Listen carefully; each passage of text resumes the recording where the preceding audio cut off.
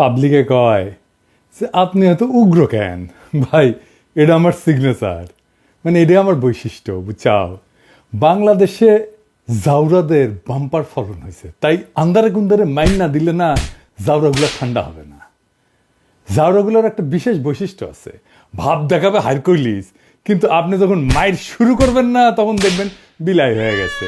সবাই ভাবিচ্ছে দাদা শুরুতেই এত গরম কে, আপনারা হাউকাও দেখতেছেন না, আইন শৃঙ্খলার অবস্থা খুব খারাপ, প্রফেসর ইউনূসের পুলিশ কোনো কাজ করতেছে না, রাস্তাঘাটে কোনো পুলিশ দেখা যায় না। একটা সভ্য দেশে রাস্তায় পুলিশ থাকে না। বাংলাদেশে সবচেয়ে বেশি ট্রান্সফর্মড হয়েছে পুলিশ, অবিশ্বাস্যভাবে ট্রান্সফর্মড হয়েছে।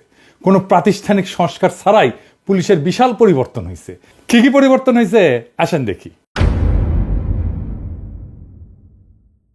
1 নাম্বার, দাঙ্গা পরিস্থিতি সামলানোর পদ্ধতি এবং শক্তি প্রয়োগের মাত্রা বদলাইছে। 2 নাম্বার, তদন্ত এবং অপরাধ উন্মোচনের দ্রুততা আসছে। 3 নাম্বার, পুলিশের ভেতরে গণমুখী এবং মানবিক চরিত্র উন্মোচিত হইতেছে। 4 নাম্বার, দাঙ্গা পরিস্থিতিতে পুলিশ নিজে মাইর খায় কিন্তু অ্যাগ্রেসিভ হয় না। এই এত পরিবর্তন কোন জিনিসটা দেখে বুঝলাম আপনি জানেন যে পুলিশের বদলটা রিয়াল, এটা ফেক না। এটা আপনি বুঝবেন অ্যাকশনে না, এটা বুঝবেন ইমোশনে। আমি একটা ভিডিও দেখাই, এই ভিডিও আগেও দেখেছেন। একজন অতিরিক্ত বাবাসী আমার বুক ভরা লাথি মারছে, একবার বুক বরাবর, হঠাৎ করে পিছন থেকে লাথি মারা শুরু করে পিছন দিয়ে।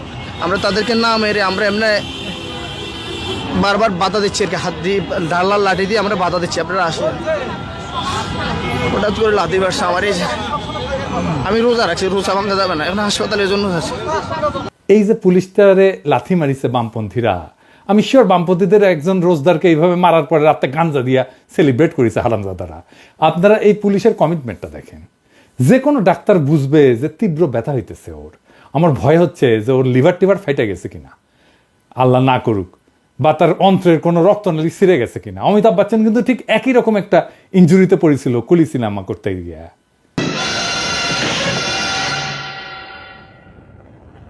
যাই হোক, পুলিশটা এখন কেমন আছে একটু জানায়েন আমারে, আমার খুব জানার ইচ্ছা কেমন আছে বেচারাটা। যেই পুলিশের এমন কমিটমেন্ট থাকে যে খোদা তাআলার আদেশের উপরে তীব্র শারীরিক কষ্টের চাইতেও ওষুধ নিয়ে রোজা ভাঙার বেদনা যার বেশি, সে একজন পিওর সোল, বিশুদ্ধ আত্মা। এইবার আমার দেশবাসীর কাছে প্রশ্ন, পুলিশ আক্রমণ করেনি, আপনারা জানেন। এই বামেরাই উস্কানি ছাড়া আক্রমণ শুরু করেছে, যে বাম কমিউনিস্টরা বাংলাদেশে বসে রোজদারকে এমনভাবে নির্মমভাবে পিটায় বিনা উস্কানিতে, বিনা কারণে। তাদের কেন আমরা বাংলাদেশে রাজনীতি করতে দেব?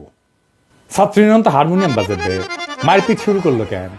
কারণ সামনে বাম পিছে আওয়ামী লীগ আর কলকাঠিনার ইচ্ছে ইন্ডিয়া। দেখেছেন, নিউজ বেড়ে গেছে, রিপোর্ট হয়েছে।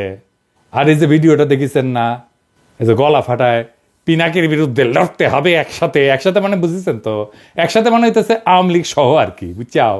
তার স্লোগান দিতেছে যে লোকটা, না দেখান এডিটর সাহেবটা ভালো করে দেখান, সে তার নাম হইতেছে রাসেল ইসলাম সুজন। ওর বিরুদ্ধে অন্তত 4 জন নারী 4 বার নারী নিপীড়নের অভিযোগ আনিছে পৃথক পৃথক ভিক্টিমের কাছ থেকে। এই লোক ছোটবেলা থেকেই নিপীড়ক। আর এই নীল শার্ট পরা ও ডাক্তার রুবেল, ওই হলো তার রক্ষাকর্তা, দাঁতের ডাক্তার, মিরপুরে থাকে। ওর বাপের একটা চেম্বার ছিল মিরপুরের পাশে, উঠি বসে বোধ হয় 10 নম্বরে। এই রুবেলের কারণে কখনোই ওর বিচার হয় নাই, বরং অভিযোগকারী নারীরা একের পর এক রাজনীতি থেকে ছিটকায় পড়ছে। কেউ কেউ মিছিলে এসে ছাইড়াই দিচ্ছে। এই মজ্জাগত নারী নিপীড়ক আজ মাঠে নামিছে ধর্ষণ ঠেকাইতে। তামাশা দেখেছেন, তামাশা। তো উই তো লড়াই করবার চাই, তাই না? আবার না দেখান কেন লড়াই করতে চায়। পিনাকির বিরুদ্ধে লড়তে হবে একসাথে, লড়তে হবে একসাথে, পিনাকির বিরুদ্ধে, উগ্রপন্থীর বিরুদ্ধে লড়তে হবে একসাথে, লড়তে হবে একসাথে, উগ্রপন্থীর বিরুদ্ধে। কমরেড কমরেড গড়ে তোলো ব্যারিকেড, গড়ে তোলো ব্যারিকেড, কমরেড কমরেড। আমার ক্ষুদ্র ভ্রাতা আর ভগিনীরা সবাই তো পিনাকি। তোর যখন হাউস হচ্ছে লড়াই করার, আমার ক্ষুদ্র ভ্রাতা ভগিনীরাই লড়াই করে দেবিনি, কামে লেগে যান। অনেকে কবে যে আপনি এখানে অনিরাপদ করে দিতেছেন। ভাই, লড়াই তো উই করতে চাইছে, আমি তো চাই নাই, তাই না? আমি কেন ওর জীবনের একটা স্বাদ অপূর্ণ রাখবো বলেন? কেউ আমার কাছে একটা জিনিস চাবে আর আমি আমার সামর্থ্য থাকলেও দিব না, এটা তো হয় না, তাই না? এটা কি করা উচিত বলেন? লড়াইয়ের ভিডিও পেটায় নামাক, হ্যাঁ, আরসিবি বেকুর বাচ্চা, তোদের ওদের কয়ে দিয়েন যে আমি তো বেকুব না, যে গুতেরেস আছে ওই দিন আমি ঢাকার রাস্তায় কিছু কইরা প্রফেসর ইউনূসের প্যারা দিমু, ওনারে বিব্রত করবো, দাবরানি যেদিন দাঁড় দিমুনি, হ্যাঁ ডেট আমি ঠিক করবো, হ্যাঁ খারা এমনভাবে যেন সরকারও বিব্রত না হয়, বুঝছাও। এবার আসেন অপরাধের পরিসংখ্যান নিয়া, অপরাধ কি আসলে বাড়িচ্ছে? আমি 2024 সালের জানুয়ারি থেকে এই পর্যন্ত ফেব্রুয়ারি পর্যন্ত অপরাধ সংক্রান্ত সমস্ত তথ্য সংগ্রহ করছি এবং ফলাফলগুলো কিন্তু খুব সুন্দর।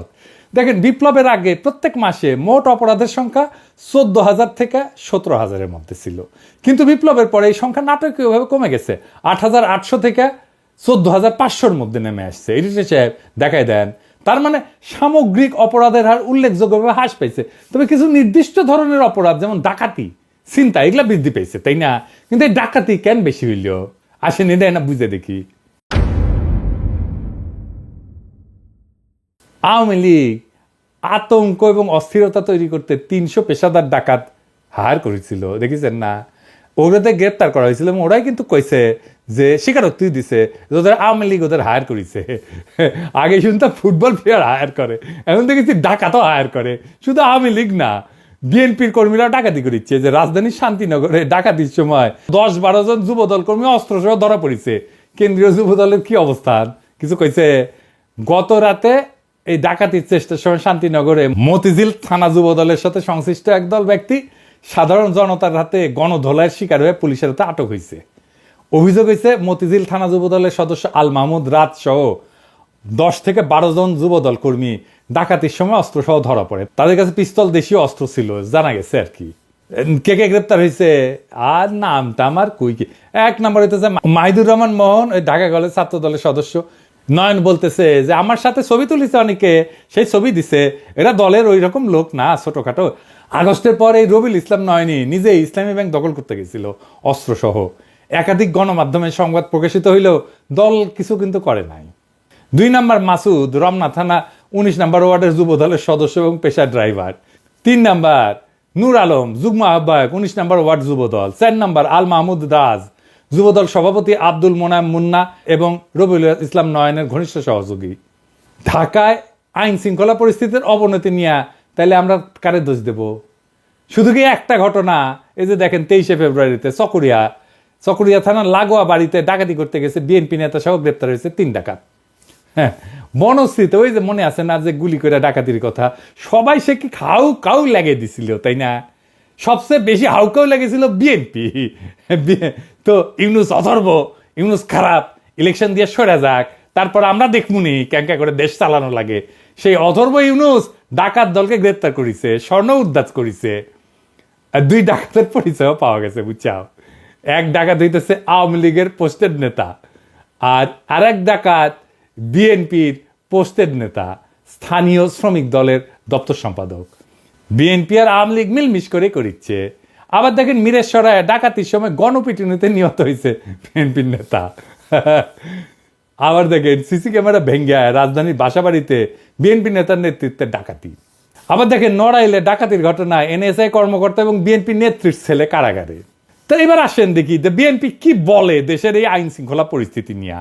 বিএনপির মিডিয়া উইং এর মিডিয়া সেলের ফেসবুক পেজ থেকে বলি, লিখিচ্ছে দেশ জুড়ে ডাকাতি চিন্তা এক ভয়াবহ পরিস্থিতিতে রূপ নিয়েছে। পতিত স্বৈরাচার হাসিনার দোসরেরা মিলে একে একে ডাকাতি চিন্তার মতো ন্যাক্কারজনক ঘটনা ঘটাচ্ছে। তার মানে কি বিএনপি হাসিনার দোসর? তাই তো মনে হচ্ছে। বিশেষ করে রাজধানী ঢাকাতে প্রতিদিনই কোনো না কোনো ডাকাতি আর চিন্তায়ের ঘটনা ঘটেই চলেছে। এইসব যে ফ্যাসিস্ট হাসিনার ষড়যন্ত্রের অংশ তার প্রমাণ পাওয়া যায় আওয়ামী লীগ নেতা গাজীপুর সিটি কর্পোরেশনের সাবেক মেয়র জাহাঙ্গীর আলমের ভাইরাল হওয়া এক ভিডিও থেকে। তো জাহাঙ্গীর আলম আপনাকে কি দিচ্ছে? আপনার লোকজনই তো করিচ্ছে। নির্বাচিত সরকারের অনুপস্থিতিতে নানাভাবে দেশকে অস্থিতিশীল করার চক্রান্ত করছে পতিত স্বৈরাচার আওয়ামী সন্ত্রাসীরা। দেশকে স্থিতিশীল করতে নির্বাচনের বিকল্প নাই। দ্রুত সময় এটা অবাধ, সুষ্ঠু, গ্রহণযোগ্য নির্বাচনের মাধ্যমে জনগণের সরকার দেশে স্থিতিশীলতা ফিরে আনতে সক্ষম হবে। তাই নিজেদের কর্মীদের ডাকাতির নামে দেবেন। অবশ্য ভালো, মানে ডাকাতদের হাতে ক্ষমতা গেলে অবশ্য ভালোই, খারাপ না। ঘরের ডাকাতি করবে না, ওই ব্যাংক ট্যাঙ্ক রাষ্ট্রীয় কোষাগার ওগুলোতেই ডাকাতি চলবে আর কি। যাই হোক, কি অবস্থা জিন্দগি, এত হাসি নাই কলে, এত যে হাসির ব্যবস্থা করে দিছে বিএনপিকে ধন্যবাদ। আনন্দের উপলক্ষ পাওয়া দরকার, খালি তো মেজাজই খারাপ থাকে, তো দেখছেন না আনন্দেরও উপলক্ষ আছে, ভালোই হয়েছে, হাসে নিলাম। কারণ হইতেছে কি, এখন তো বিএনপির লোকরা জ্যাপে পড়বি আমার উপরে, আমি জামাতের কাফের শাখার আমির, আমাকে জামাত টাকা দেয়। আপনি যেমন আওয়ামী লীগের মধ্যে কোনো অনুশোচনা দেখেন না, তাই না? কোনো অনুশোচনা নেই, এত কিছু করছে, ঠিক একইভাবে বিএনপির মধ্যে কোনো লজ্জা নাই। এই যে এত কিছু হচ্ছে, কোনো লজ্জা নাই, কোনো লজ্জা নেই। আমরা বলতেছি, ভাবতেছি যে আমরা ওদের শত্রুতা করছি, ভাই নিজের লোক দলের লোক ডাকাতি করতে যে ধরা পড়িচ্ছে। আপনাদের তো সুইসাইড করা উচিত রে মিয়া। অনার বলে তো একটা জিনিস আছে, নির্লজ্জের মতো বলতেছেন নির্বাচন হলে সব ঠিক হয়ে যাবে। নির্বাচনটা আসলে কখন হবে? আসেন এই বিষয়ে আলাপ করি, সিরিয়াস আলাপে আসি, হাসি টাসি বাদ দিয়া। অনেকে বলতেছে প্রফেসর ইউনূস বলছে নির্বাচন ডিসেম্বরে হবে। না, প্রফেসর ইউনূস এটা বলেন নাই। ডিসেম্বর একটা কথার কথা, কোনো ডেডলাইন না। কেন না এটা বুঝায় বলি। প্রফেসর ইউনূস সংস্কারের বিষয়ে একটা ঐক্যমতের কাজ শুরু করছেন মার্চ থেকে, তাই না, ঘোষণা দিয়ে। তিনি সেখানে দারুণ একটা পদ্ধতির অনুসরণ করছেন। তিনি বলছেন আমাদের নিজেদের তো কোনো এজেন্ডা নাই, আপনারা সব রাজনৈতিক দল শুধু যেই পয়েন্টে সংস্কারের জন্য একমত হবেন আমরা শুধু সেইটুকু করব। এখন এটাই তো ঠিক হয় নাই, সবাই মিলে কতটুকু চায়। বিএনপি বলতেছে নির্বাচনের জন্য ন্যূনতম সংস্কার ততটুকু কইরাই নির্বাচন। তো ভালো কথা, সেটা লিখে দেন না কেন, বলে আসেন প্রফেসর, দেরি করছেন কেন, সরাসরি বলে আসেন। এতদিন তো মার্চের তো অর্ধেক মাস পার হয়ে গেল, তাহলে অতটুকু করতে কত টাইম লাগে সেটা হিসাব করা যাবে নি। ডিসেম্বর কেন, জুন জুলাই তো হয়ে যেতে পারে নির্বাচন, যদি সবাই মিলে বলেন আমরা কোনো সংস্কারই চাই না। ইনফ্যাক্ট মির্জা আব্বাস তো আরো ডেঞ্জারাস কথা বলছে এই সংস্কার করলে আমরা এটা চেঞ্জ করব ক্ষমতায় আসলে। আপনি শিওর আপনি ক্ষমতা আসতে পারবেন মির্জা ভাই? হ্যাঁ, তো তাইলে একদিন বসেছিলেন কেন? আগেই বলতেন যে সংস্কার চাই না, বসে বসে সবাই বেকার খাটতো না, তাই না? আপনারাই যেহেতু দেশের মা বাপ, জিতলেই যেহেতু সব কিছু দেশের মালিকানা পাওয়া যান, দেশ তো জমিদারি আপনাদের, তাই না? জমিদারি কিনে নেন নির্বাচন কইরা, আপনার রাজনৈতিক দল তাই যা খুশি করতে পারেন। আর আমরা তো তেজপাতা, আপনার তো মির্জা ভাই রাজনীতি করাই উচিত না। এই কথাটা তো পুরাই অরাজনৈতিক, উদ্ধত হাসিনা, নমরুদ আর ফেরাউনের কণ্ঠস্বর। দেশটা তো আপনার বাপের না। জুলাই আগস্ট বিপ্লবের সময় ছাত্ররা লিখেছিল লাখো শহীদের রক্তে কেনা দেশটা কারো বাপের না, দেশ কি আপনার বাপের মির্জা ভাই? ভোটে জিতে যা খুশি করার অধিকার আপনার থাকে না? পারলে করে দেখান যদি খ্যাডম থাকে, পারলে আমরা ঠেকাবো। জানের ভয়ে তো 28 অক্টোবর দাঁড়াইতে পারেন নাই, মনে নাই? বল্টনে 16 বছর ফ্যাসিবাদের চোদন খাওয়াইছেন দেশটারে, 111 ঠেকাইতে পারেন নাই, এখন হারকিউলিস হয়ে গেছেন। বাপরে ডরাইছি। হ্যাঁ, আপনার তো দলের কর্মীদের উপরে দরদ নাই, ওদের একটু ডাকাতি করতে দেন, ওদের কি কোনোই অধিকার নাই? একটু জিব্বাটাকে সামাল দেন, সংযত করেন। ওই যে জর্ডানের একটা কবিতা আছে বুঝছাও, ক্যানোনাইজেশন বলে, ইংরেজি যেহেতু লিখেছে ঠিকই লিখেছে, ওই লিখেছে for God sake hold your tongue and let me love. রবীন্দ্রনাথের বাংলা করেছিল দোহাই তোদের একটুকু চুপ কর, ভালোবাসিবারে দে আমারে অবসর। বিএনপির ভাইরা, মির্জা ভাইরা একটু বলেন দোহাই তোদের একটুকু চুপ কর, ডাকাতি করিবারে দে আমারে অবসর। এইবার আসেন 32 নাম্বার নিয়ে কথা বলি। দেখেছেন সোহরাওয়ার্দীর বডিগার্ড যিনি জয় বাংলা হয়েছিল না, সে সিঁড়িটা কলে ভাঙেনি। আমি পই করে কইছিলাম মাটির সাথে মিশা দেওয়া লাগবি, কানে কথা যায় নাই। যখন জানিছি ওটা জিন্দা আছে তখনই কইছি ওই শিরিক মন্দির বানাবি হাসিনার দলের লোকেরা। ঠিকই বানাইছে, দেখেন কি করিচ্ছে, দেখেছেন বুঝেছি। ওটা আমার নিজ দায়িত্ব লিয়া ভাঙা লাগবি। অসমাপ্ত আত্মজীবনী লিখেছিল সোহরাওয়ার্দীর বডিগার্ড, আর আপনারা অসমাপ্ত ভাঙাভাঙি করেছেন। আমি এর দায়িত্ব আর ক্ষুদ্র ভ্রাতাদের দিব না, একেবারেই দিব না। নিজে হাজির থাকবো। 5ই আগস্টের মধ্যে দেশে যাওয়ার পারি নাকি দেখি। সরকার তো আমার নেওয়ার জন্য ফরাসি সরকারের সাথে কথাবার্তা করছে। প্রফেসর ইউনূস নিজে উদ্যোগ নিচ্ছেন, আর উনি কথাবার্তা কইছেন, আশা করি হয়ে যাবে। এখন আমার এই প্ল্যান শুনে স্যার কবের পারে যে তুমি তো আমার পারিছি থাকো, আশা লাগবি না, এটি তুমি এসে গেঞ্জাম বাঁধাবা। স্যার শুনেন, আমাদের বগুড়াতে একটা গান আছে বুঝছেন, ইউথকারের গান আছে, ওই গানটা হচ্ছে গ্যাঞ্জাম বাঁধাবো, শুধু গ্যাঞ্জাম। আমরা বগুড়ার লোক তো গ্যাঞ্জাম বাঁধানোর আমরা মাস্টার। আপনি আমাকে নেন বা না নেন, গ্যাঞ্জাম আমি বাঁধাবই। তার সে নেন, ওই চক্ষু লজ্জা আছে তো, তাতে হয়তো যদি কিছুটা সামাল হয়। যাই হোক, প্ল্যানটা কই। হ্যাঁ, এইবার আমি আমার ক্ষুদ্র ভগিনীদের নেব, জনা 30 ওরাই ভাঙবি।